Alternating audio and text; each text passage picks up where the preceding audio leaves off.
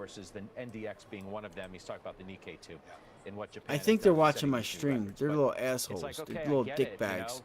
Maybe Look you at want this to lighten 15 up a minute. bit, but at the same time, don't take your eye. And he uses the two great horses. And I'm thinking again, it's the Secretariats, it's all these Triple Crown winners. And as always, a very thoughtful note from Tony, and I share Come on, man. his perspective. Pull this thing back In a little fact, I bit. thought, and I was Give us a obviously retest. wrong in that assessment. I believe that February would Give be us a a month where test you'd of see corrective price 508.50. action in the market. You're They're just going to not run this seeing it. up.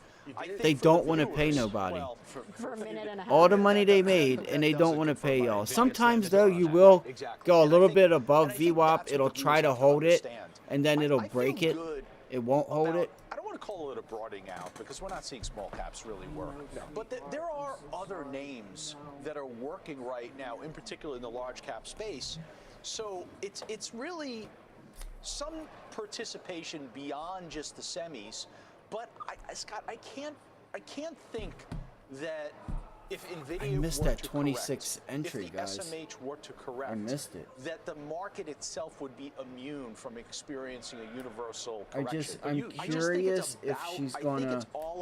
Here we go. We should get the pullback here. 508.47. Admittedly confusing. It's trying to hold VWAP, but let's go. Let's get that pullback right now, guys. Let's get it, baby. Let's go. Let's go. Market weight. Come on. The mega cap 508.52 area. Those are, 508.50. Give me that 50-cent pullback. Run it. Of the S&P. Run it. That you would advise Let's go. them to be underweight. That seems counter to Boom, every boom, boom, boom. argument that Let's you've go. made about where the market Let's go. is and where you think it's going. So if you can enlighten us, because you left me completely Come on. perplexed with that description, to be quite frank. So Come on, baby. What I said to you yesterday. Just give me. was Just that give you us like a could have an 30. equal-weighted Give us like a strategy 30. Let me and grab that outperform. 50%. And there's evidence to that. You could see so far year to Come date on. what the strategy is. Once you get past that certain point, though, guys, it's going to start paying. I know the volume's low. Okay, without talking your own book, with all due respect. Right. I want you, again, you've made the case that the mega caps are going to outperform. You did not see the broadening in the market not going necessarily to. happening. Correct. But then you're advising our viewers, well, don't even be market weight the mega caps. Because there's concentration risk within the concentration itself. Look at it. It's I trying gave to. statistics and So stuff to you show. can see right Since here January what they're of trying to do. 2022, You're coming where up has the into performance resistance come at from? It's 509.01. come from Meta, 509. $88 in It November was of support. 2022 They're trying to figure out, $485 hey, are we going to and it's come keep this from Nvidia resistance? and Like, the semis. I It think has they need to not- run a it has test not back come down from to Apple. It has not come from 508.47 Alphabet. It area has not first, come from but they don't want to Amazon. do that because they It want to has not take come from time off the Tesla. clock So to when try to someone ruin your says you puts. must own So the it's this mega caps timing at factor. market cap Here we weight, go. Where we are today, Or more. okay? Come Or on. more. Give me a little bit more. Understand Give me a one little thing. bit more. The Bump it up. The mega caps in totality. God, I'm being haven't greedy, done but- the heavy lifting Come for on, you. man. You use the Chiefs analogy. The Chiefs won the Super Bowl yesterday. You know why Let's the Chiefs won go. the Super Bowl? Patrick Mahomes. All right, I'm going to was the take reason some that off right the there. Chiefs won the Bang, Super let's Bowl go. in overtime. Let's go. Nvidia is the Patrick Mahomes. If you take One more. You get another Patrick tick. Mahomes These off things the are going to get to field, 30, 32. the Chiefs aren't winning the Super Bowl. I don't agree with that. Let it Nvidia- bounce up. Let me finish. You got volume Nvidia there, so I is took the that off. I took entire that position story off, baby. of where the Let's performance go. has been. And Let's that's why I go. say you have Talk about concentration risk. leverage. Within the 29, concentration 30. itself. There you go, guys. This is your chance. That's damn near 50%. 50% trade right there. Let's go. In the mega cap, Let's go. This is the education. No one right there, 50%. Last year, Let's okay, go. Just we're still about. only It's in probably like February. 44. You look at the S&P's 43%. It was because of all of the mega caps. It was because of all the mega You're caps. picking a period of time. Bang.